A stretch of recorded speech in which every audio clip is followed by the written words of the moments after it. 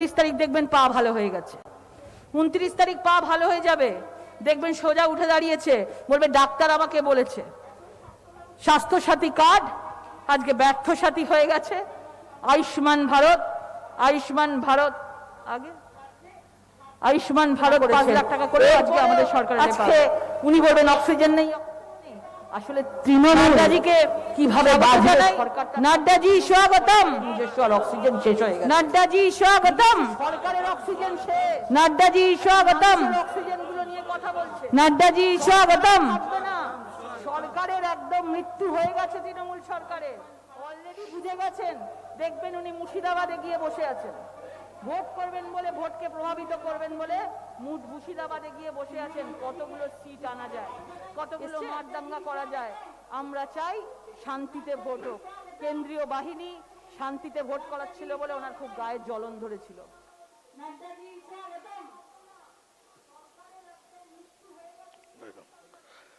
आज के इस कार्यक्रम में मेरे साथ उपस्थित हमारे काशीपुर बेलगछिया से जुड़ी हुई हमारे सांसद और भारतीय जनता पार्टी की बंगाल की वरिष्ठ नेता आदरणीय लॉकेट चैटर्जी जी, हमारे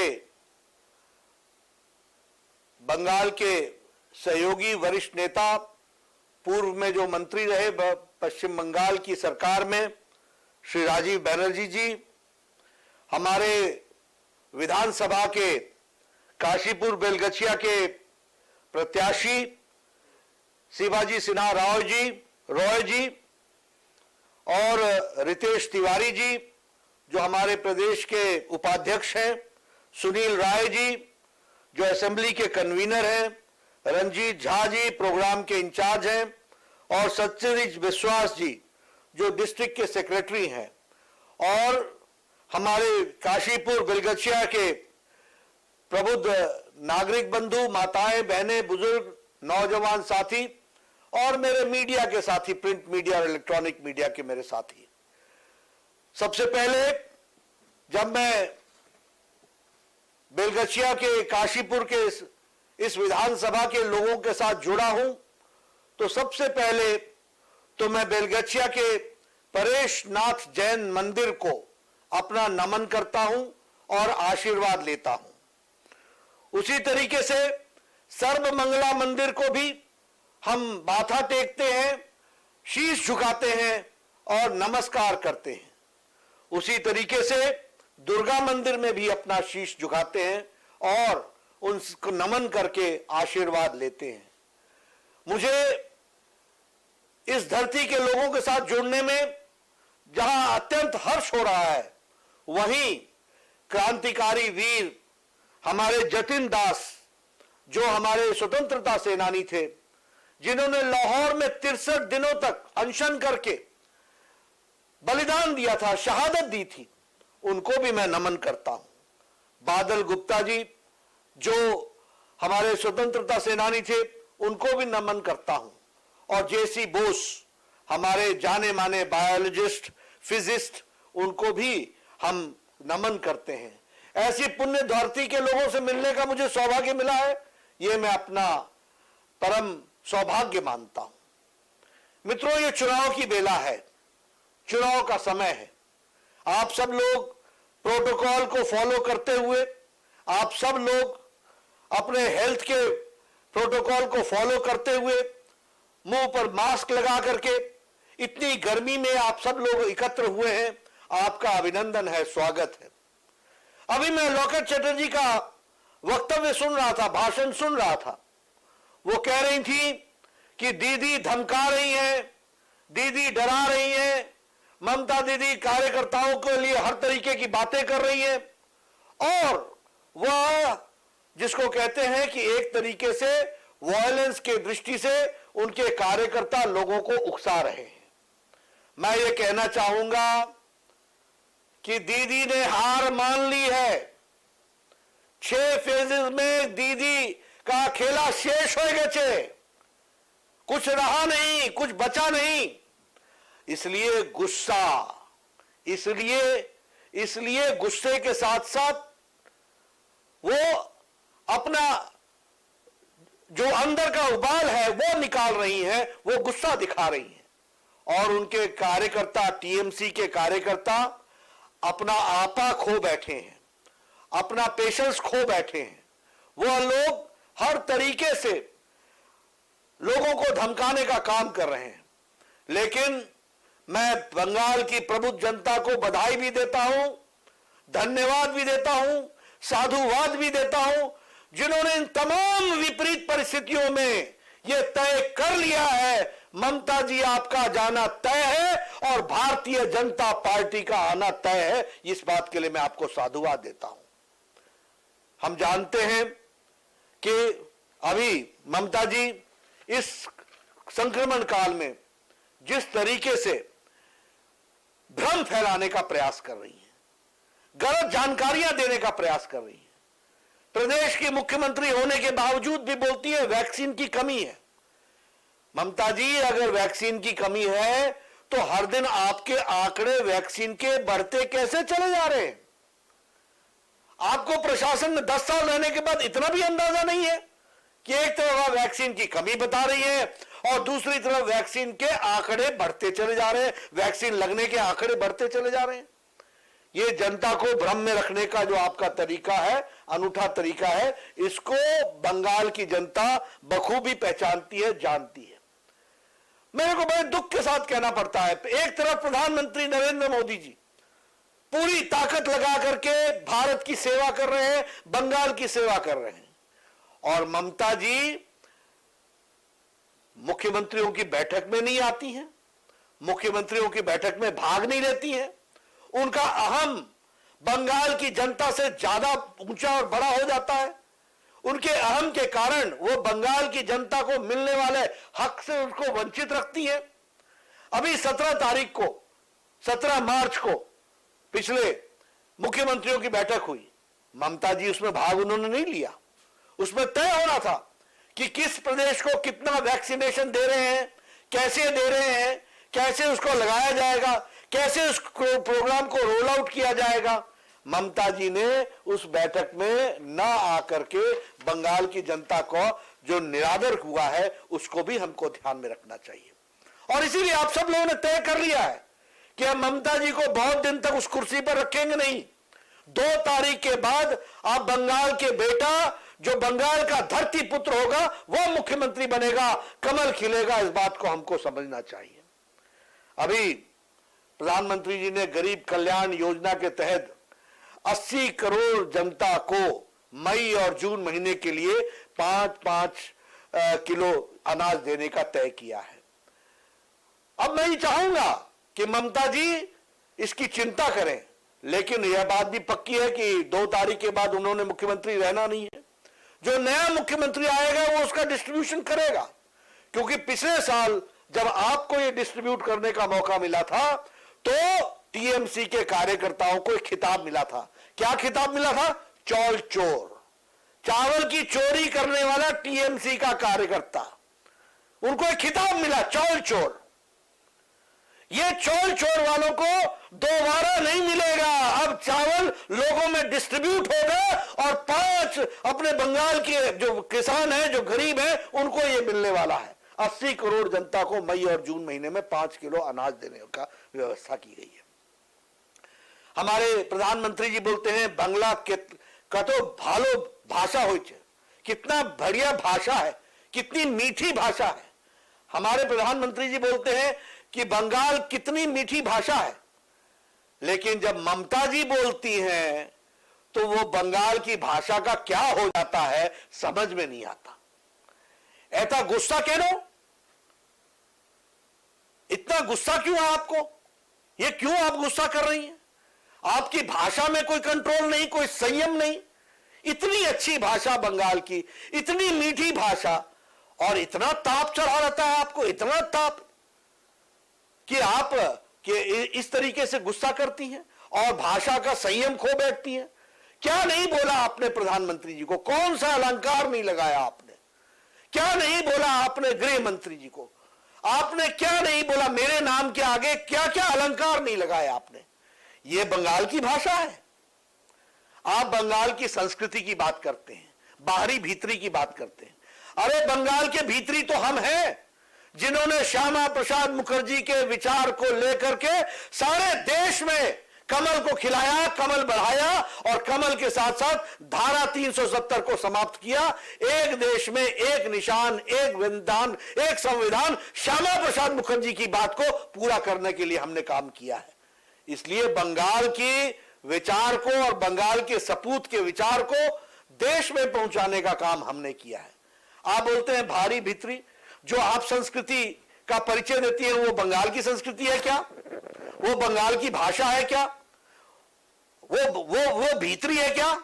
अरे भीतरी तो हम हैं, हम मोदी जी हैं जो इतनी संयमित भाषा में दीदी को संबोधित करते हुए आदर पूर्वक तरीके से उनसे बातचीत करते हैं। इसलिए मित्रों, जब ये बंगाल की संस्कृति की बात आती है तो हम ये कह सकते हैं कि भारतीय जनता पार्टी का नेतृत्व, शीर्षस्थ नेतृत्व हमेशा बंगाल की संस्कृति, बंगाल की भाषा और बंगाल के लोगों के प्रति आस्था, इसको दिखाते हुए आगे बढ़ने का काम कर रहा है। ममता जी मां माटी मानुष के नाम पर आई थी। मां की जितनी चिंता की है हम सबको मालूम है। अगर मैं ममता जी की बात करूं और मां की बात करूं, बंगाल में वो बोलती है कि मैं बंगाल की बेटी हूं, वो बोलती है कि मैं बंगाल की दीदी हूं।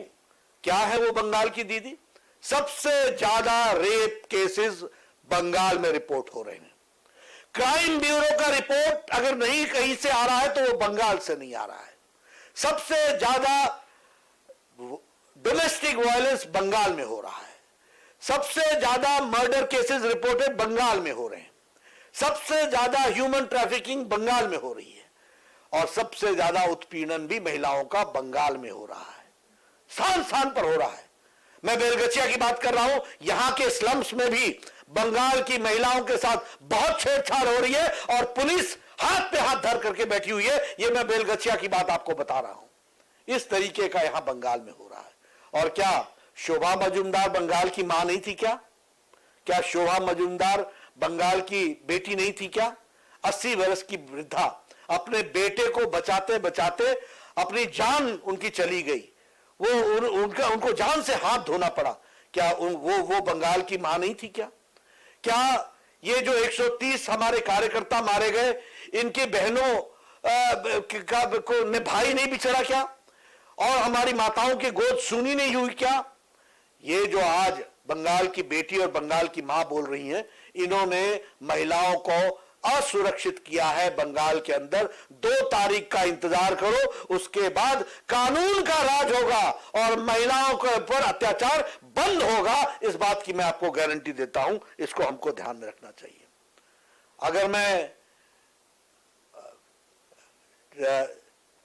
चौल चोर की बात करूं, अम्फान चोर की बात करूं, तिरपाल चोर की बात करूं, बालू चोर की बात करूं, कोयला चोर की बात करूं, सिंडिकेट राज की बात करूं, तो हर चीज घूम करके टीएमसी के ऊपर आ जाती है।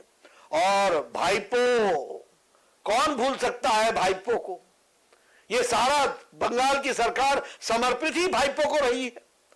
आप बताइए कि कोरोना के दौरान चावल की चोरी हुई कि नहीं हुई? आप बताइए कि अम्फान के समय त्रिपाल चोरी हुई कि नहीं हुई? आप बताइए लोगों के मकान मछुआरों के बनने से उनको वंचित रखा गया कि नहीं रखा गया? हर तरीके का भ्रष्टाचार किया गया। सिंडिकेट राज, कोयला चोरी, बालू चोरी, और ये सारी चोरियों में वहां की सरकार संलिप्त हुई है। इस बात को हमको ध्यान रखना चाहिए। इसलिए ऐसी सरकार, अभी इनको हाईकोर्ट ने कह दिया कि अम्फान के पैसे का हिसाब किताब दो और इनको कहा गया कि सीएजी से उसकी ऑडिट कराओ। ममता जी सुप्रीम कोर्ट में चली गई। ममता जी ऐसा भय कहनो, क्यों ये आपको डर लगता है? सुप्रीम कोर्ट में जाने की जरूरत क्यों पड़ी आपको? किस लिए आप सुप्रीम कोर्ट में गई?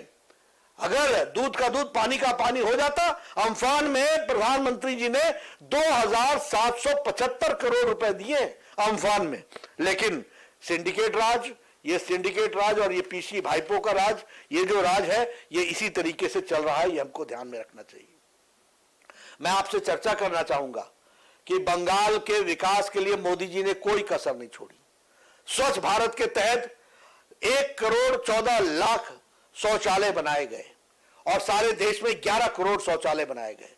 इसका अर्थ क्या बना कि बंगाल में हमारी बहनें अपने दैनिक क्रिया के लिए भी घर से बाहर जाया करती थी। क्या स्थिति होगी महिलाओं की?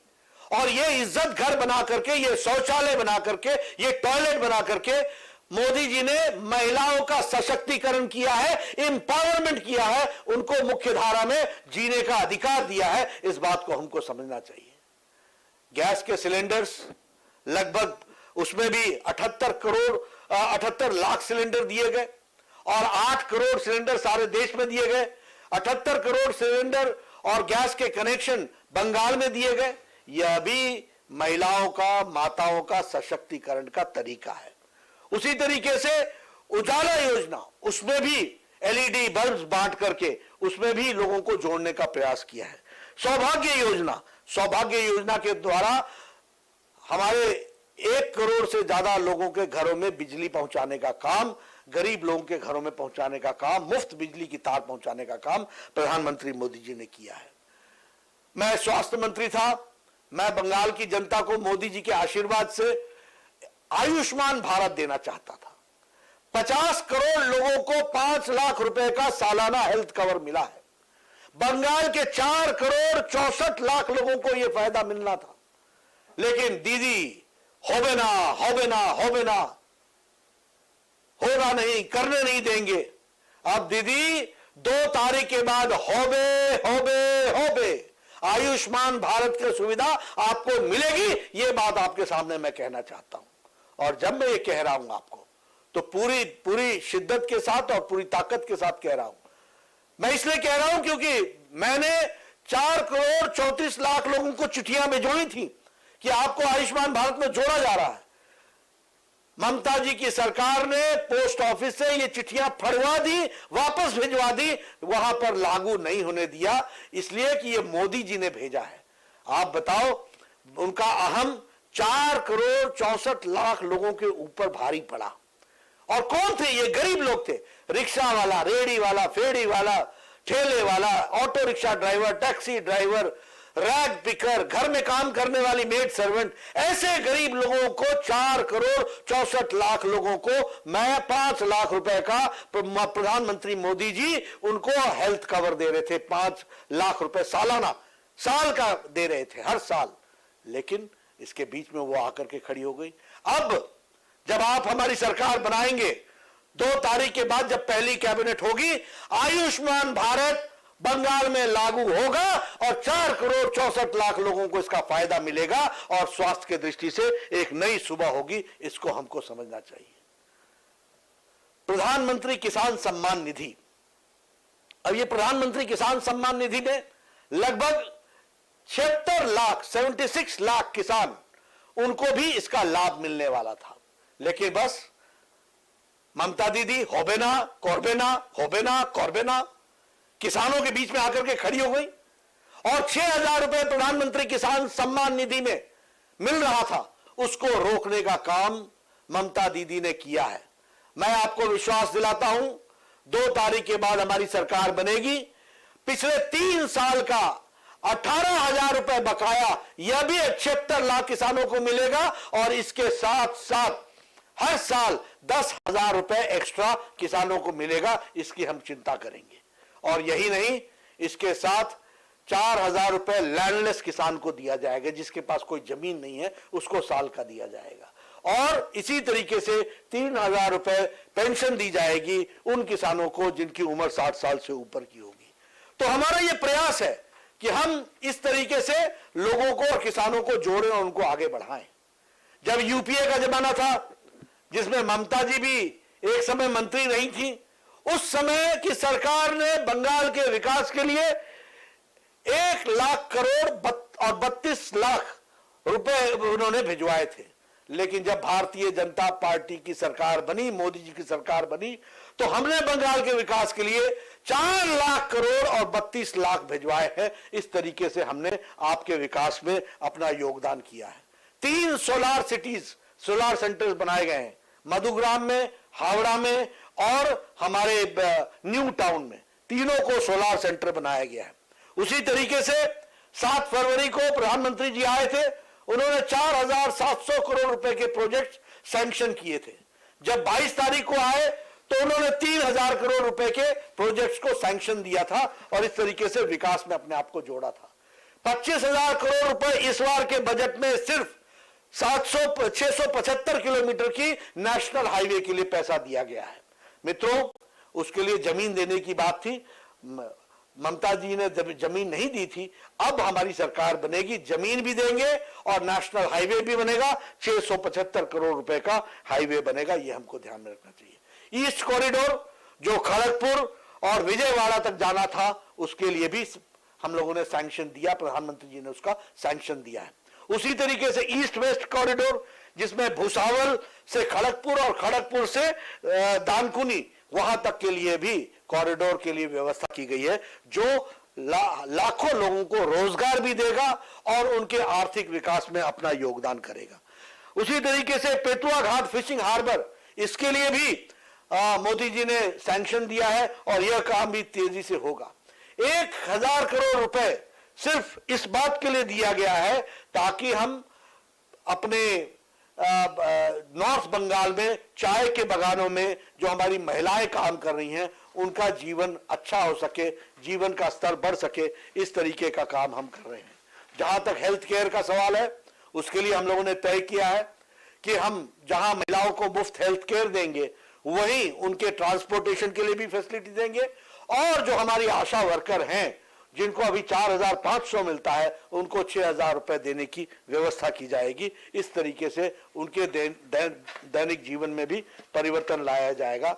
आयुष्मान भारत के बारे में मैंने आपको बताया कि उस तरीके से जोड़ा जाएगा और युवाओं के लिए लगभग 10,000 युवाओं को 25 लाख रुपए का आर्थिक सपोर्ट करके उनको स्टार्टअप्स खड़ा करने में हम अपना योगदान करेंगे। और इसके साथ साथ हर ब्लॉक लेवल पर नेताजी ट्रेनिंग सेंटर खोलेंगे ताकि स्किल्ड लेबर डेवलप होकर के हमारे भारत के अपने जो हुनर है उसमें युवाओं का योगदान हो सके और वह आगे बढ़े, इस बात के लिए हम प्रयास करेंगे। जहां तक हमारे कैंडिडेट साहब का सवाल है, शिवाजी सिन्हा राव जी का, ये बहुत जमीन से जुड़े हुए कार्यकर्ता हैं, हमारे डिस्ट्रिक्ट के प्रेसिडेंट रहे हैं और ये पूरी तन्मयता के साथ कैंप लगा करके और लोगों के वेलफेयर में जुड़े रहते हैं। इनको हमने सफलता दिलानी है और हमें मालूम है कि आपके इलाके में सड़कों का बुरा हाल है, ड्रेनेज सिस्टम का बुरा हाल है, जो लोग स्लम्स में रहते हैं वहां टॉयलेट की व्यवस्था नहीं है और इसके साथ साथ वहां पर रिक्शा वाला, हॉकर, इन गरीब लोगों के साथ पुलिस वाले वहां टोलाबाजी करते हैं और वहां के जो काउंसलर्स हैं और वहां के जो नेतृत्व है वह इनके साथ मिलजुल करके इस काम को आगे बढ़ा रहा है। कंस्ट्रक्शन इंडस्ट्री एक सिंडिकेट बना हुआ है, अगर कोई कंस्ट्रक्शन करे तो उसको टोलाबाजी देनी पड़ती है। महिलाओं के साथ क्राइम बढ़ता जा रहा है, इसके बारे में हमको सोचने की जरूरत है। और इसी तरीके से ये ट्रक ड्राइवर्स, टैक्सी ड्राइवर्स, ये ऑटो रिक्शा ड्राइवर्स, ये हॉकर्स, इनसे वसूली की जा रही है, टोलाबाजी ली जा रही है।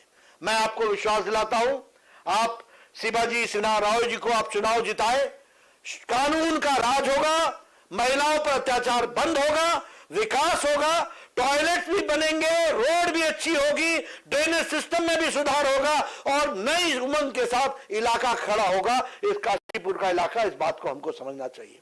इसलिए मैं आपसे अपने प्रत्याशी के लिए वोट मांगने के लिए आया हूं। मुझे पूरा विश्वास है कि आप अपना पूरा समर्थन देंगे, आप पूरी ताकत के साथ उनको जिताएंगे और जो बंगाल की नई सरकार भारतीय जनता पार्टी की बन रही है उसमें आप इनको पहुंचाने में, यानी उनके एमएलए बनने से वह सरकार बनने में सुदृढ़ीकरण जो आप करेंगे, उसके लिए मैं आपको धन्यवाद देता हूं। चुनाव के बाद मैं जरूर आपके दर्शन करने आऊंगा। इच्छा तो मेरी आज भी आने की थी, लेकिन प्रोटोकॉल के कारण और जिस तरीके से कोरोना का संक्रमण फैला है उसके कारण मुझे आने में मैं असमर्थ रहा हूं। इसलिए आपसे मैं डिजिटली ये वीडियो कॉन्फ्रेंसिंग के माध्यम से जुड़ रहा हूं। आपने मेरी बात सुनी, आपका बहुत बहुत धन्यवाद। जय भारत, जय बंगाल।